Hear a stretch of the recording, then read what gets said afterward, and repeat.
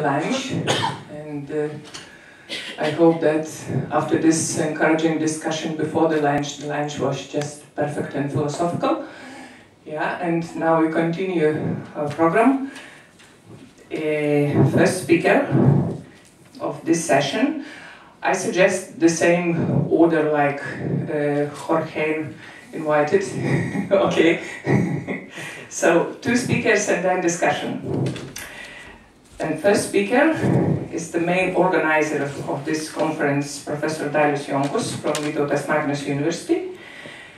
And his presentation called Aesthetics and Erotics in Mickūnas Philosophy. Okay, let's start. I will speak about aesthetic and erotics in Mickūnas philosophy. Excuse me my pronunciation, and I will read my paper. Aesthetics were the most important subject in Edmund Husserl's phenomenology. In his works, aesthetics are a secondary subject, considering the problems of representations, imaginations, perception. However, Husserl's students and followers gave a lot more attention to aesthetics. Maurice Geiger, Roman Ingarden, Martin Heidegger, Jean-Paul Sartre, Maurice Merleau-Ponty, and many others provided interesting insight to philosophical aesthetics. In my paper, I will analyze the parallel between aesthetics and erotics in Mickūnas philosophy, and I will reveal that these 2 planes are rooted in the direct experience of the world. Algis Mickūnas seeks to bring erotic back into the field of philosophical reflection. The thing is that Eros was humiliated. Eros was simplified and reduced to biological, economical, and psychological human needs. The philosophy of Algis Mickūnas is the pursuit of rehabilitation for the cosmological meaning of Eros, and also shows how to understand this plane using the means of analogical philosophy. Eros, according to the author, cannot be explained using objective reasoning, nor can it be reduced to human interiority. And in speaking about Eros, Mickūnas first seeks to eliminate the superstitions deeply entrenched in Western metaphysics. Firstly, he provides a critique of metaphysical dualism. The type of dualism is the search for the meaning of the phenomena beyond the phenomena. Secondly, the philosopher thinks over the priority of direct expression experience. Dualism is I will speak about 2 books we have in Lithuanian, Summa Erotica and Aesthetics as an experience of the world. Dualism is a part of Western metaphysics which relies on the distinction of mind and body. The inside and the outside, spirit and matter are the psychological and the physiological. The body is described as an exteriority and the soul as interiority. The body as a material and anatomical mechanism, and the spiritual experiences are attributed to the subject trapped inside the body. Erotic can only be understood when it is not reduced into any of these principles. By using consistent arguments, Mickūnas shows that Eros is connected to the expressions of experiencing body. This expression, or live body. These expressions are what we experience first. Meanwhile, dualistic theories deny the plane of these expressions because their priority is the anatomical material body. Expressions are attributed to the interiority from which they are projected into the outside world. Mickūnas says the dualistic theories are incapable of understanding a meeting between persons because it is impossible to do without bypassing the experience of the expressions. Mickūnas states that dualism doesn't rely on philosophical arguments, but instead it relies on dogmatic assumptions. According to them, the body is a part of mechanically working and the world reacting sum of parts.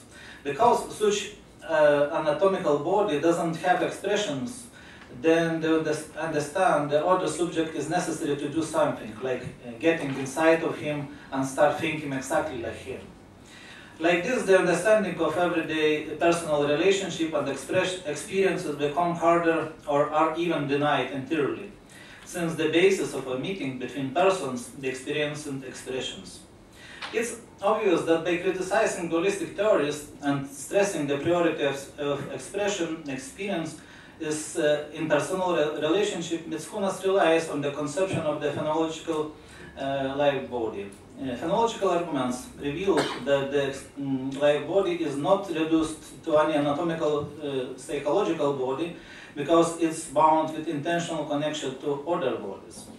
The living body is sensitive to the sensitivity of other bodies, and this plane between the growing connections of living bodies, expressions are what attract attention first.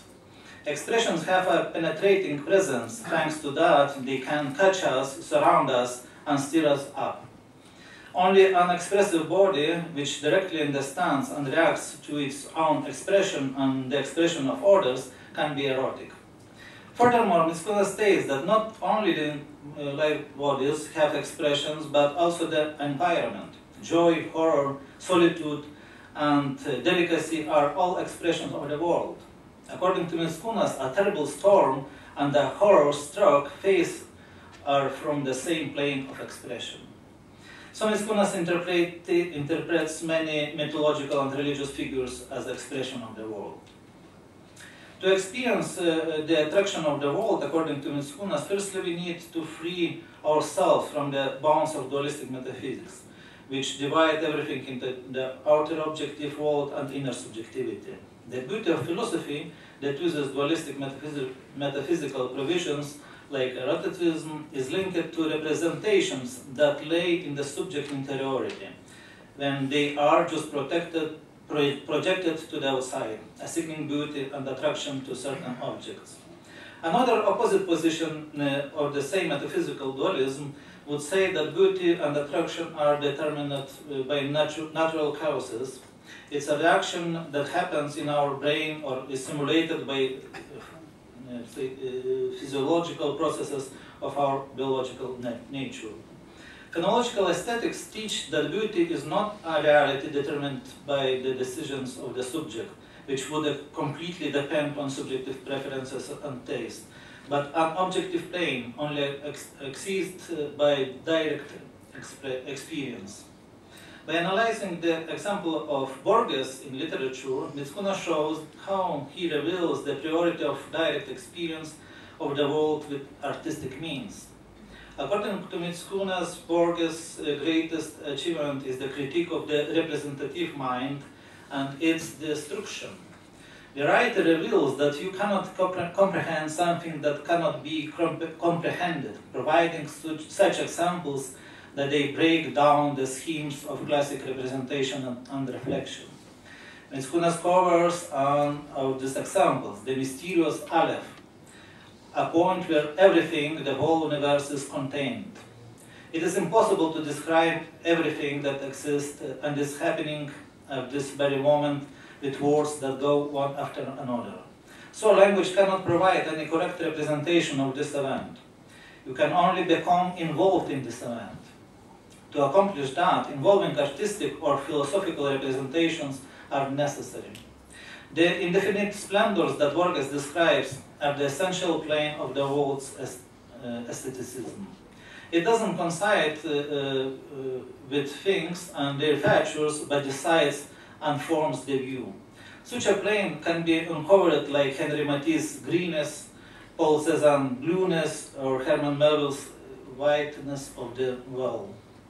Mitskunas states that the planes such as Borges described Melville's whiteness don't have any metaphysical or symbolic assumptions.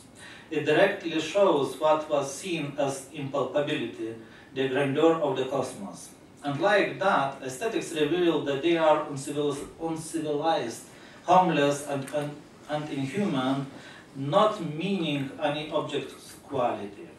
And Mitskunas say, citation, and wherein the very aesthetics dimensionality, devoid of things, is the most foreboding and worldly. Take the whiteness suggested by Melville. Beyond its traditional symbolic attachments, it evokes the indefinite, the immensity of the cosmos.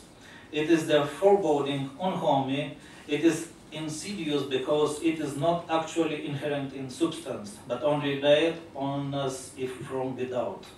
And yet this laying of the transfixes all things, and the pallor of lepers appears only in this whiteness, wherein not a thing shines upon their faces, but an enveloping insubstantial dimension.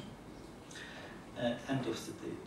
So literature, like philosophy, should not create representations that correctly represent the essential events, but representations that involve you in the events, and while they open up, you can express yourself. Philosophy is only but one story, together with others. Even if they are the works of fantasy, they develop aesthetic thinking. Miskuna understands aestheticism as a direct entanglement in a world experienced through the senses. Philosophy and literature was the same source that directly experienced phenomenal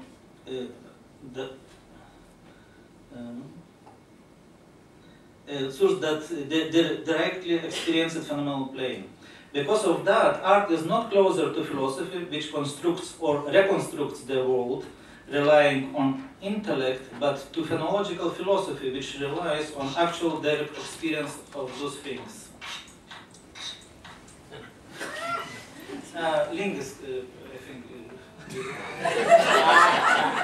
That was a lingus?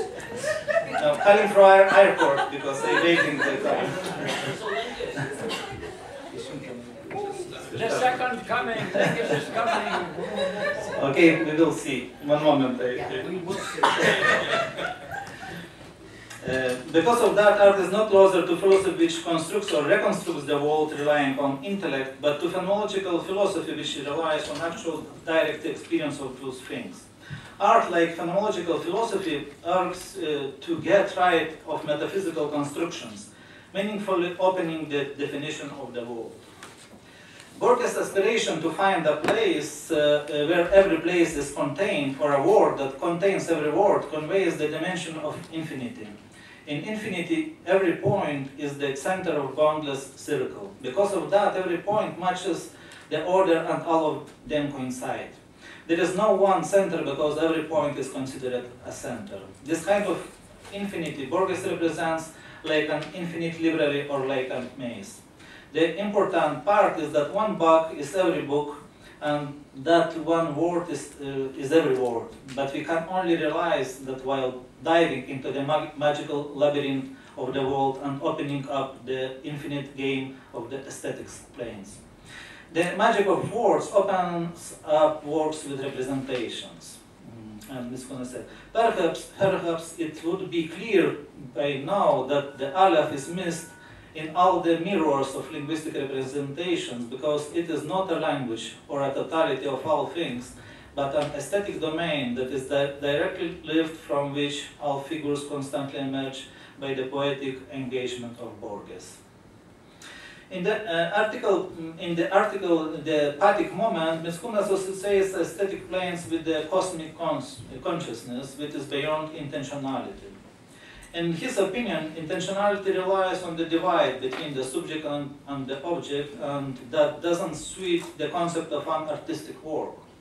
Style, atmosphere, rhythm, or what artistic works open primarily, and what intentional analysis cannot be comprehend.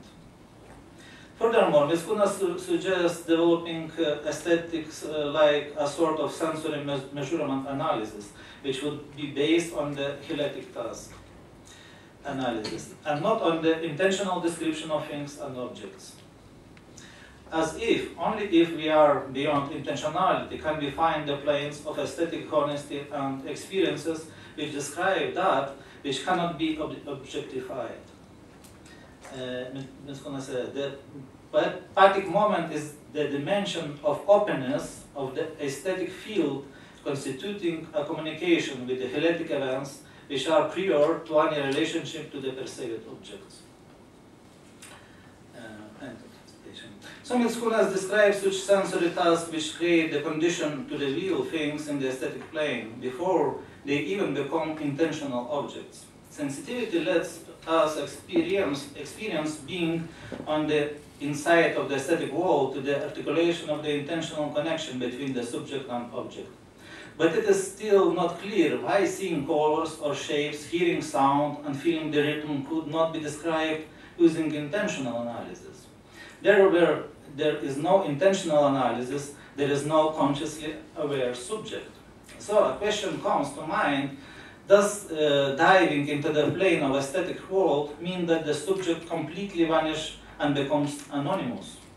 I think that by associating aestheticism with non-intentional sensitivity, Mickūnas relies on a narrower concept of intentionality, which is based on the connection between the subject and object.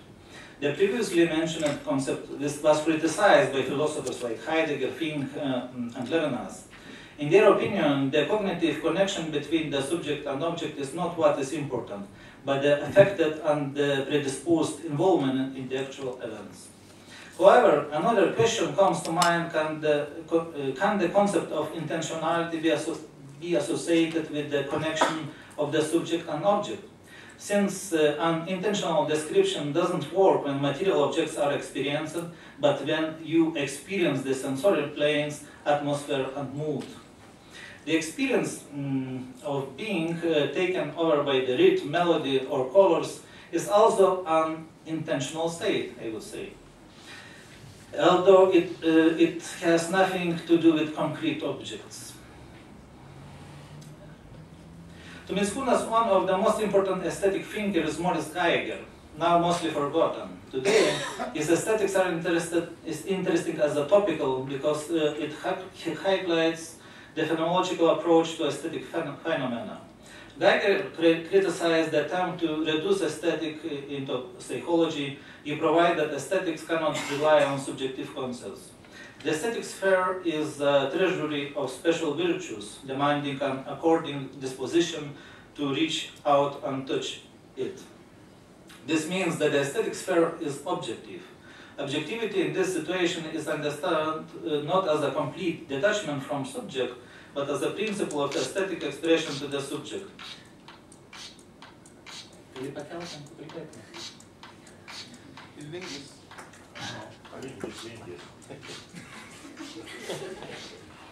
Lingus is scratching at the door.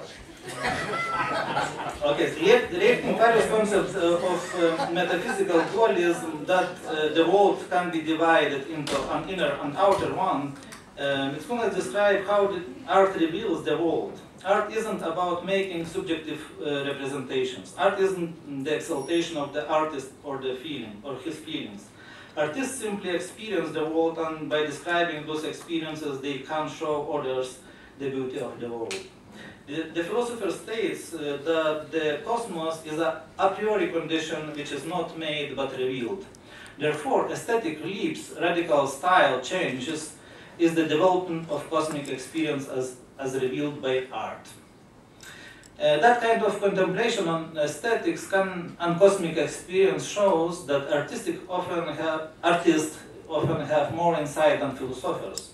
In other words, artists philosophize directly, writing, drawing, acting, dancing, and singing about the world's beauty. True is, the world, like the cosmos, is nothing else but beauty. The sphere of cosmic beauty is a medium for non-objective involvement.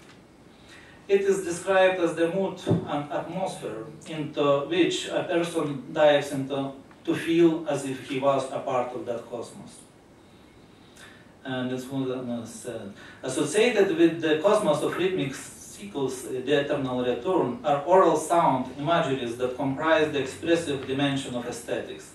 Such dimensions have been understood as constitutive of mood space. The argument for such a space is based on the notion that rhythms and their audial variants carry with them moods such as exciting, violent, pacific, dynamic, indifferent, passionate, cool, sad, erotic, and in such a way that the entire environment is understood to be pervaded by such moods. In a summary, we can say that all of, even if they are very different, Mickūnas' text about aesthetics have a connection with the topic of artistic world experience. Aesthetic analysis reveals the similarity between phenomenological and artistic world experience. Artists always accidentally become closer with philosophers and, without relying on the dualism constructed by science and metaphysics, show direct human involvement on a cosmic rhythm in the pulse of mood and atmosphere. The objective of philosophers is to think over and make clear that which artists already intuitively found. How are aesthetics and erotic connected? Aesthetics and erotics don't need representation, but presentation, direct involvement, that is, and not abstract thinking. Aesthetics and erotic find meaning in the same expression. Aesthetic and erotic show that any attempt to deny phenomena and seek meaning in transcendence are controversial, because beauty and attraction lie in the very expression.